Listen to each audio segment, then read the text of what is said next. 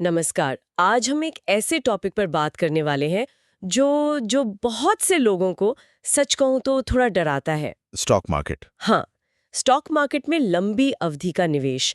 तो आज हमारा मिशन है इस वीडियो में से वो सारे जरूरी प्रिंसिपल्स और प्रैक्टिकल स्टेप्स निकालना जो किसी को भी अपनी इन्वेस्टमेंट जर्नी शुरू करने में मदद कर सकें। देखते हैं। बिल्कुल। और शुरू करने से पहले एक बात साफ कर देते हैं, ये कोई रातों रात करोड़पति बनने वाली स्कीम नहीं है। हाँ, ये बहुत जरूरी है। ये ज्ञान और अनुशासन की एक मजबूत नींव बनाने के बारे में है। असली पावर क्यों और कैसे को समझने में है, और आज हम इसी की तह तक जाएंगे। तो चलिए सबसे पहले और सबसे जरूरी सवाल से शुरू करते हैं। कोई ये सब करे ही क्यों? वीडियो कहता है कि लॉन्ग टर्म इन्वेस्टिंग का मतलब कुछ महीनों के लिए शेयर रखना नहीं है, बिल्कुल नहीं। बल्कि कम से कम 5 से 10 साल और आइडियली 20 से 30 साल तक इन्वेस्टेड रहना है।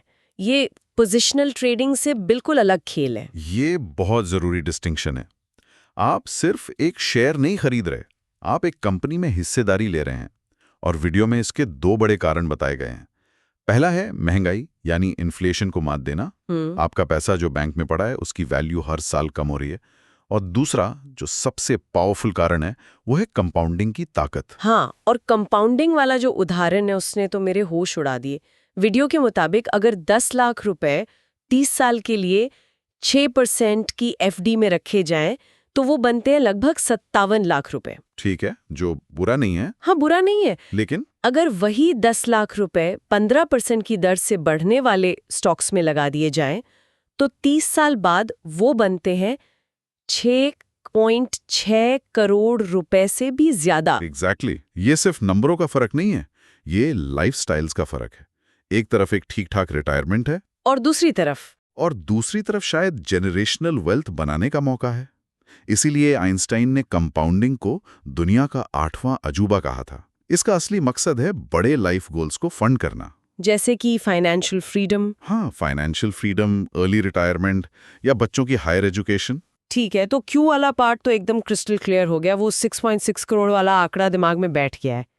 लेकिन अब आता है $1 मिलियन सवाल, जो हर किसी को डराता है।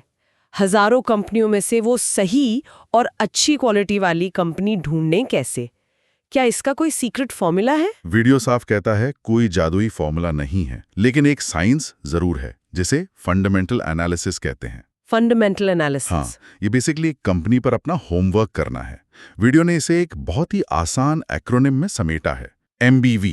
MDV यानी मैनेजमेंट, बिजनेस और वैल्यूएशन। सही पकड़े।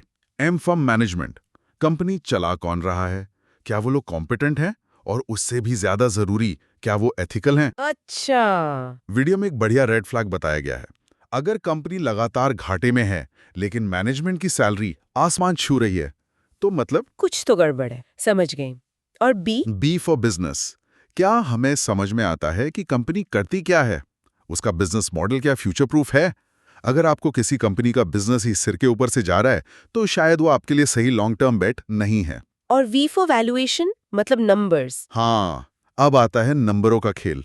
कंपनी का रेवेन्यू, उसका मुनाफा, उस पर कर्ज कितना है, ये सब कंपनी की फाइनेंशियल हेल्थ का एक्सरे है। यहाँ मुझे एक सवाल है। आपने मैनेजमेंट की बात की, अब किसी कंपनी का बिजनेस मॉडल या उसके नंबर्स तो फिर भी ऑब्जेक्टिव है, हम उन्हें पढ़ सकते हैं। लेकिन मैनेजमेंट की काबिलियत या उनकी नैतिकता, इसका अंदाजा सिर्फ एक रिपोर्ट पढ़कर कैसे लगाया जा सकता है? ये तो बहुत सब्जेक्टिव बात लगती है। बहुत अच्छा सवाल है, और यहीं पे फंडामेंटल एनालिसिस के दो हिस्से सामने आते हैं, जैसा वीडियो में बताया गया है, क्वालिटेटिव और क्वांटिटेटिव। ओके। क्वांटिटेटिव यानी वो सब कुछ जो नंबर्स में है, profit loss statement, balance sheet, cash flow, ये हार्ड डेटा है। और क्वालिटेटिव मतलब कंपनी की कहानी। बिल्कुल, कहानी यानी मैनेजमेंट की रेप्यूटेशन कैसी है, उनका ट्रैक रिकॉर्ड क्या कहता है। उनके इंटरव्यूज पढ़कर, उनकी कॉन्फ्रेंस कॉल सुनकर आपको उनके विजन का अंदाजा लगता है। और इसी में एक और चीज आती है, मोट। मोट मतलब वो खाई जो महल के चारों ओर होती है। हाँ, वही कंपनी की वो खासियत जो उसे कंपेटिटर से बचाती है। फेविकोल का उदाहरण बहुत शानदार था। वो एक ऐसा ब्रांड है, एक ऐसी मोट है कि आज कोई दूसरा आकर उसे आसानी से टक्कर नहीं दे सकता। सही बात है। लोग दुकान पर जाकर एडहेसिव नहीं मांगते, फेविकॉल मांगते हैं। यही उसकी ताकत है। एग्जैक्टली। और ये क्वालिटेटिव ताकत, ये कहानी आखिरकार क्वांटिटेटिव नंबर्स में दिखती है। फेविकॉल की मजबूत मोट ही उसे कंसिस्टेंट सेल्स और हेल्दी प्रॉफिट्स देती है, जो आपको उसकी बैलेंस शीट में साफ साफ दिखेगा। तो ये दोनों चीजें जुड़ी हुई हैं। हाँ बिल्कुल। तो एक नए निवेशक को ये सारी जानकारी, ये कहानी और ये नंबर्स मिलेंगे कहाँ? इसका जवाब सीधा है, कंपनी की एनुअल रिपोर्ट। वीडियो में से कंपनी की 300-400 पन्नों की बाइबल कहा गया है। थोड़ा डरावना लग सकता है, लेकिन सारी कच्ची सामग्री वहीं होती है। लेकिन यहीं पर एक और दिलचस्प बात सामने आती है। मान लीजिए दो लोगों ने एक ही कंपनी की रिपोर्ट पढ़ी, सारे नंबर भी देख लिए, मैनेजमेंट के बारे में भी पढ़ लिया, क्या तब भी वे उस स्टॉक को खरीदने पर अलग-अलग फैसला ले सकते हैं? बिल्कुल ले सकते हैं। और यहीं से फंडामेंटल एनालिसिस के अंदर देखने के दो बड़े नजरिए या कह सकते हैं फिलॉसफी सामने आती है। अच्छा, वैल्यू इन्वेस्टिंग और ग्रोथ इन्वेस्टिंग। वैल्यू इन्वेस्टिंग, ये तो वॉरेन बफे वाला तरीका है ना? हाँ, काफी हद तक। वैल्यू इन्वेस्टर्स उन कंपनियों को ढूंढते हैं जो अपनी असली कीमत यानी इंट्रिंसिक वैल्यू से कम दाम पर ट्रेड कर रही हैं। जैसे कोई सेल लगी हो? बिल्कुल। ये किसी सेल में 5,000 रुपए की चीज 2,000 रुपए में खरीदने जैसा है। वो एक शानदार कंपनी को एक वाजिब दाम पर खरीदना चाहते हैं। और ग्रोथ इन्वेस्टर्स? ग्रोथ इन्वेस्टर्स का फोकस उन कंपनियों पर होता है जो बहुत तेजी से बढ़ रही हैं, भले ही उनका स्टॉक प्राइस आज थोड़ा महंगा लग रहा हो। अच्छा, वो इस बात पर दाव लगाते हैं कि कंपनी की ग्रोथ इतनी तेज होगी कि वो आज के महंगे वैल्यूएशन को भी जस्टिफाई कर देगी। ये एक रॉकेट पर सवार होने जैसा है, ये उम्मीद करते हुए कि वो चांद तक जाएगा। तो ये निवेशक के अपने स्वभाव और मानसिकता पर भी निर्भर करता है। क्या आप एक बार्गेन हंटर हैं या फिर आप एक तेज रफ्तार वाली रेस पर दाव लगाना चाहते हैं? सही कहा। और मीडिया ये साफ करता है कि कोई एक तरीका दूसरे से बेहतर नहीं है। दोनों ही तरीकों का आधार मजबूत फंडामेंटल एनालिसिस ही है। आपको अपना होमवर्क तो करना ही पड़ेगा। चलिए, मान लिया हमने होमवर्क किया, एमबीवी चेक किया और एक अच्छी कंपनी चुन ली। अब आता है वो सवाल जो शायद सबसे ज्यादा पूछा जाता है, उसे खरीदें कब? हाँ, ये बड़ा सवाल है। क्या मार्केट के गिरने का इंतजार करें? क्या सही समय जैसी कोई चीज होती है? ये एक ऐसा जाल है जिसमें ज्यादातर नए निवेशक फंस जाते हैं। वीडियो दो तरीकों की तुलना करता है, एक मुश्त यानी लमसम और एसआईपी। और एसआईपी यानी सिस्टमैटिक इन्वेस्टमेंट प्लान। और वो जोरदार तरीके से एसआईपी की सलाह देता है। और उसका तर्क भी काफी मजबूत है। लमसम में सबसे बड़ा रिस्क ये है कि आपने अपना सारा पैसा तब लगा दिया जब मार्केट अपने चरम पर था। उसके बाद अगर मार्केट गिरता है तो आपका पोर्टफोलियो बहुत बुरी तरह से नीचे जाएगा और आप शायद डर कर बाहर निकल जाएंगे। जबकि एसआईपी आपकी खरीद की लागत को औसत कर देती है, जिसे रूपी कॉस्ट एवरेजिंग कहते हैं। ये कुछ ऐसा ही है जैसे आप सब्जी खरीद रहे हो। आप हर हफ्ते टमाटर खरीदते हैं, कभी वो 40 रुपए किलो मिलते हैं, कभी 80 रुपए। हाँ, सही उदाहरण है। आप ये सोचकर खरीदना बंद नहीं करते कि दाम कम होने का इंतजार करूंगी। महीने के आखिर में आपके पास एक औसत कीमत होती है। एसआईपी भी कुछ वैसा ही है, बस यहाँ आप कंपनी के हिस्से खरीद रहे हैं। बेहतरीन एनालॉजी है। जब मार्केट ऊपर होता है तो आपके तयशुदा अमाउंट में कम यूनिट्स आते हैं। जब मार्केट नीचे होता है तो उसी अमाउंट में ज्यादा यूनिट्स आ जाते हैं। इससे मार्केट को टाइम करने का स्ट्रेस ही खत्म हो जाता है। मतलब एसआईपी का असली जादू निवेश से ज्यादा एक साइकोलॉजिकल रिलीफ है। बिल्कुल। ये सोचने के बजाय कि आज खरीदूं या कल, आप बस एक अनुशासन बना लेते हैं और बाकी काम वक्त और कंपाउंडिंग को करने देते हैं। 30-40 साल के होराइजन में शायद ये छोटी मोटी टाइमिंग से ज्यादा फर्क नहीं पड़ता। सबसे अच्छी स्ट्रैटेजी है। ठीक है, तो क्यों, कैसे और कब, ये 3 बड़े सवाल तो सुलझ गए। अब आखिरी और सबसे पर्सनल सवाल, कितना पैसा निवेश करना चाहिए?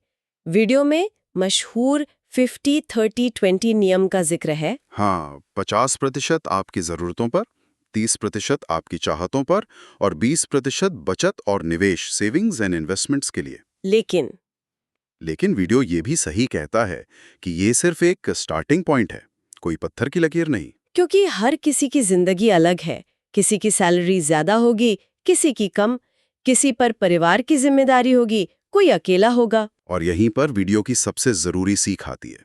असली सवाल ये नहीं है कि मुझे अपनी सैलरी का कितना प्रतिशत निवेश करना चाहिए। तो असली सवाल क्या है? असली सवाल ये है, मेरे जीवन के लक्ष्य क्या हैं? आपको कब रिटायर होना है? रिटायरमेंट के बाद कैसी लाइफस्टाइल चाहिए? क्या आपको 5 साल में घर खरीदना है या 15 साल में बच्चों को विदेश भेजना है? मतलब हमें उल्टा सोचना चाहिए। एग्जैक्टली। पहले लक्ष्य तय करें और फिर देखें कि उन लक्ष्यों तक पहुंचने के लिए आज कितना निवेश करने की जरूरत है। इन्वेस्टमेंट अमाउंट आपके फाइनेंशियल गोल्स से निकलना चाहिए, ना कि किसी रैंडम परसेंटेज से। एग्जैक्टली। फाइनेंशियल प्लानिंग का मतलब ही यही है। ये एक ऐसी योजना बनाने के बारे में है जो किसी की व्यक्तिगत जीवन कहानी में फिट हो। तो इस पूरी बातचीत का निचोड़ क्या है? What's the bottom line? मुझे तो यही लग रहा है कि लंबी अवधि का निवेश कोई रॉकेट साइंस या सट्टेबाजी नहीं है। नहीं है, बिल्कुल नहीं। ये एक अनुशासित तरीका है, सीखने का एक प्रोसेस है, और सबसे बढ़कर अपने फाइनेंशियल फ्यूचर को अपने हाथ में लेने का एक जरिया है। आपने इसे बिल्कुल सही तरीके से समराइज किया है। प्रोसेस एकदम साफ है। पहले अपना क्यों समझें, यानी कंपाउंडिंग की ताकत को जानें। फिर कैसे सीखें, यानी फंडामेंटल एनालिसिस और एमवीवी का फ्रेमवर्क।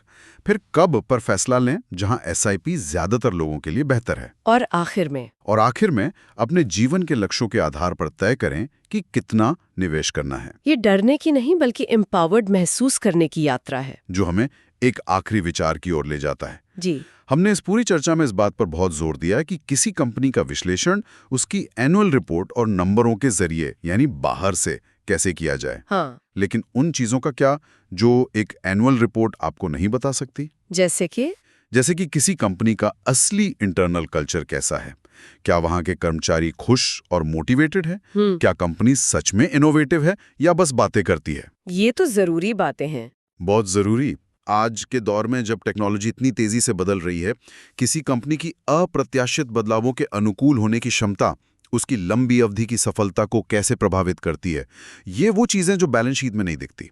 शायद यही एक सच्चे लॉन्ग टर्म इन्वेस्टर के लिए एनालिसिस की अगली और गहरी परत हो सकती है।